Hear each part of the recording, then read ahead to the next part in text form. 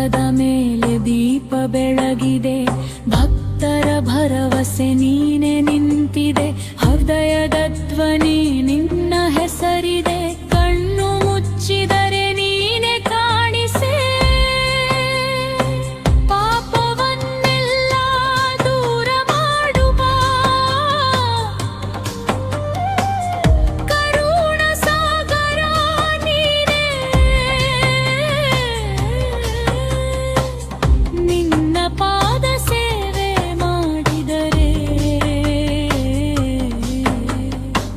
ಜೀವನದಲ್ಲಿ ಶಾಂತಿ ಸಿಗುವುದೇ. ಗೋವಿಂದ ಗೋವಿಂದ ಗೋವಿಂದ ವೆಂಕಟರಮಣ ಗೋವಿಂದ,